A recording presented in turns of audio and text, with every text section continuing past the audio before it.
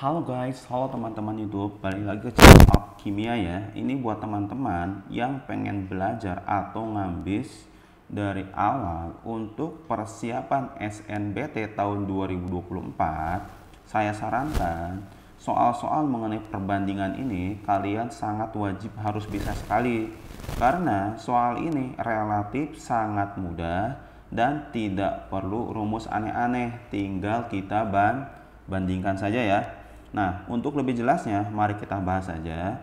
Nanti perbandingan itu kemungkinan, atau bukan kemungkinan ya, ada dua jenis.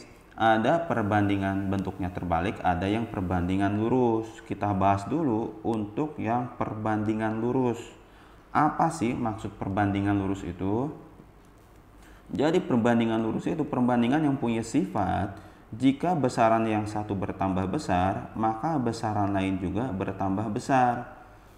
Nah, ini berlaku X1 sama dengan Y1, X2 sama dengan Y2 ya. Jadi X1 per X2 sama dengan Y1 per Y2. Tapi ini bisa kalian nalarkan juga ya.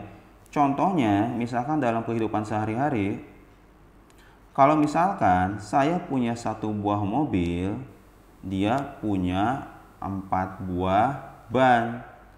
Berarti secara logika juga, kalau misalkan kalian punya 2 buah mobil, kira-kira bannya ada berapa?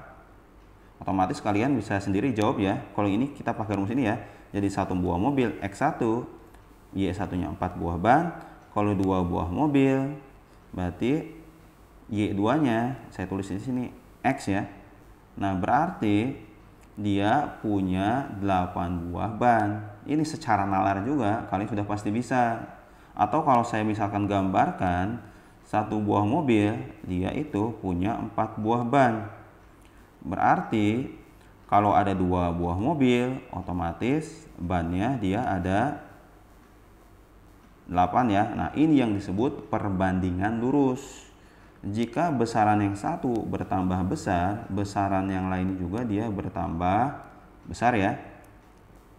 Kemudian ada yang disebut perbandingan terbalik.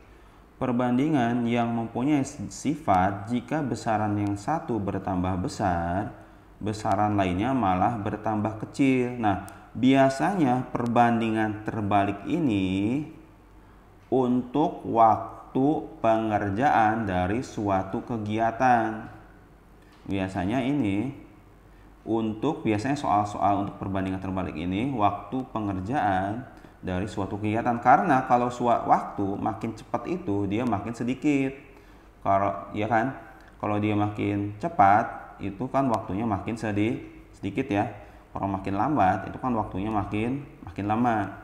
Nah, ini berlaku kalau tadi kan X1, Y1, X2, Y2. Kalau ini X1 1 per Y1, X2 1 per Y2. Atau bisa kamu tulis rumusnya jadi seperti ini, X1 atasnya Y2, X2, ini bawahnya Y1. Atau bisa kamu juga tulis bentuknya seperti ini, X1 kali Y1 sama dengan X2 kali Y2. Jadi pengerjaan 1 sama dengan perkalian dari pengerjaan 2. Nah, contohnya misalkan ada seorang pekerja menyelesaikan proyek dalam waktu 10 hari. Kalau pekerjaannya ada 2 buah orang, ini kan secara logika gak mungkin kan kalau kamu ikutin perbandingan lurus, ini ada 20 hari kak, kan satu pekerja 10 hari, 2 pekerja 20 hari. Oh, berarti itu secara logika juga udah pasti salah ya. Karena kalau pekerjanya makin banyak, otomatis waktunya makin sedikit. Nah, ini bisa kalian nalar mana yang menggunakan perbandingan lurus dan perbandingan terbalik. Biasanya kalau untuk perbandingan terbalik ini di soal itu untuk waktu pengerjaan sesuatu. Nah, untuk 2 pekerja ini diperoleh 5 hari. Angkanya makin sedikit ya. Angka satu pekerja yang dinaikin angkanya, akan tetapi harinya malah lebih kecil. Itu yang disebut perbandingan terbalik ya. Nah, jadi kalau kita rumuskan satu pekerja itu butuh waktu 10 hari. Kalau 2 pekerja butuh waktu berapa? Ini kita kasih 1 per ya. Saya gunakan rumus yang ini. Berarti X-nya itu dapat 5 hari. Nah, untuk lebih jelasnya, mari kita bahas contoh-contoh soal SNBT atau UTBK real yang menggunakan cara perbandingan ya. Nah, contoh soal pertama itu ada soal UTBK tahun 2020. Ini keluarnya di PU. Jadi ada suatu pekerjaan dapat diselesaikan dalam waktu 30 hari oleh 12 orang. Jadi ada pekerjaan oleh 12 orang dalam waktu 30 hari. Setelah pekerjaan dimulai 8 hari, pemilik menginginkan pekerjaan tersebut selesai dalam waktu 20 hari. Nah, berarti kalau ada waktu pengerjaan pasti ini menggunakan perbandingan terbalik ya. Nah, 12 orang ini kan dia menyebutkan setelah pekerjaan dimulai 8 hari, berarti untuk 8 hari ini dikerjakan oleh 12 orang ya. Atau kita sebut sama dengan waktu normal seperti biasa. Nah, setelah 8 hari ini ternyata si pemilik itu pengen menyelesaikan waktunya jadi 20 hari. Yang seharusnya 30 hari dia pengen jadi 20 hari. Nah, ini kan udah mengerjakannya selama 8 hari. Otomatis sisanya 12 hari. Kenapa bukan 30? Nah, ini kan tadinya 30 pengen jadi 20 hari ya. Ini kan kondisi normal. Ini kondisi yang pengen dipercepat oleh pemilik ya. Otomatis kalau sisanya pengen selesai dalam waktu 12 hari, pekerjaannya harus makin banyak ya. Jadi saya tulis 12 plus X. Nah, ini yang ditanyanya berapa nilai X-nya. Ini waktu percepatannya. Nah, ini kita gunakan rumus yang ini ya, yang perbandingan terbalik. Jadi hasil perkalian pekerjaan yang normal sama dengan hasil perkalian pekerjaan yang ada percepatnya ya.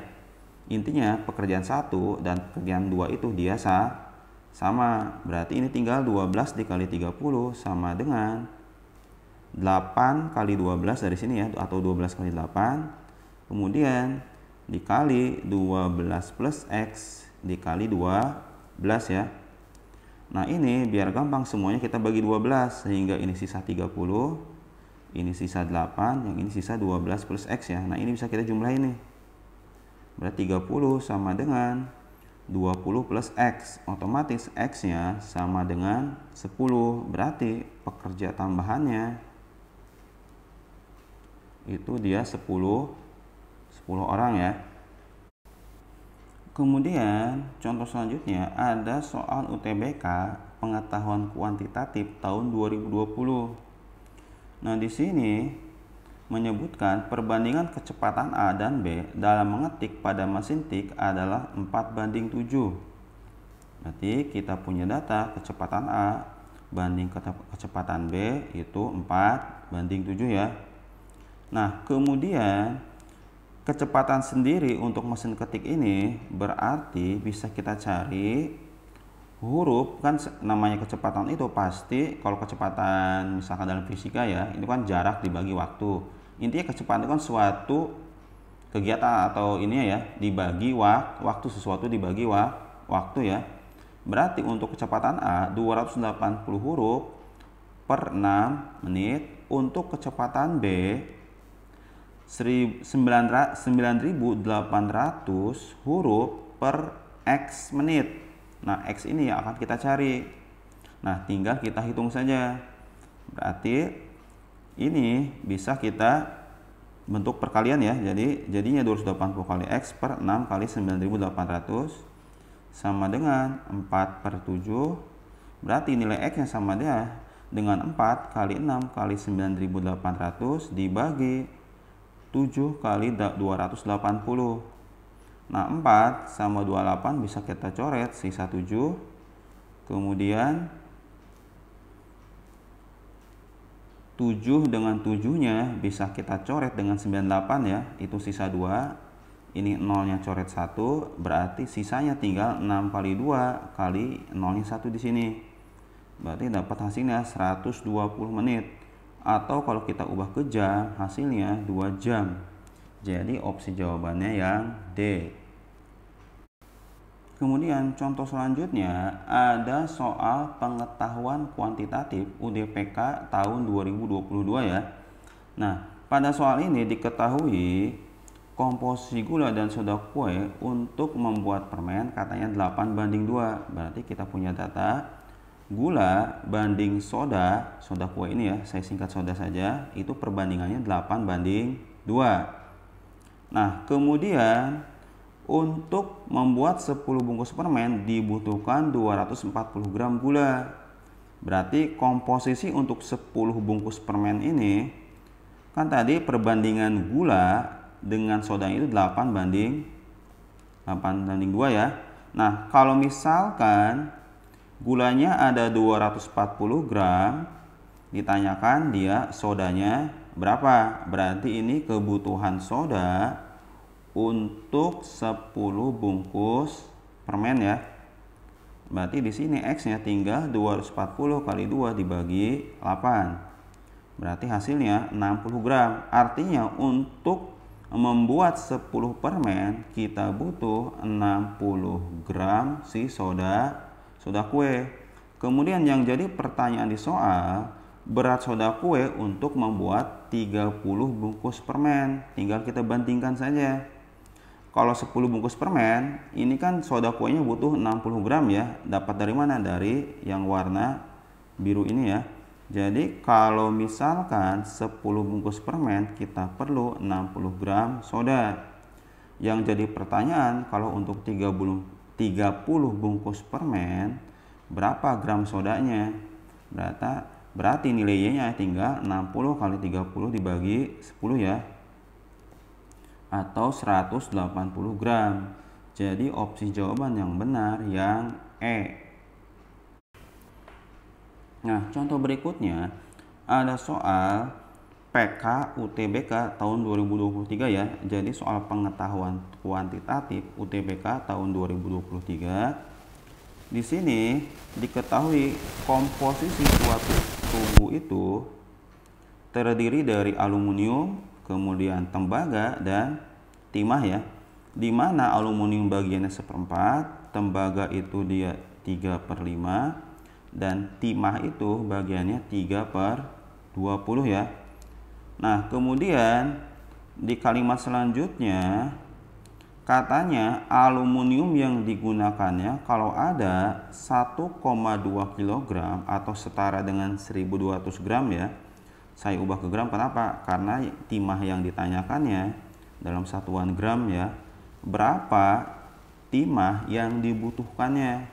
Berarti kalau ada perbandingan aluminium dan timah segini, dan aluminium yang dibutuhkannya atau yang digunakannya 1200 gram atau 1,2 kilo ya, berapa gram timah yang diperlukan?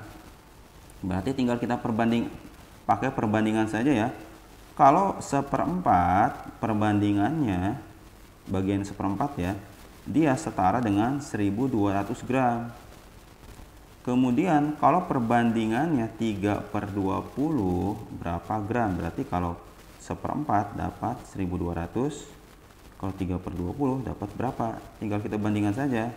Yang sebelah birunya kita rapikan jadinya 20/3 kali 4 ya. Ini 1200 per X.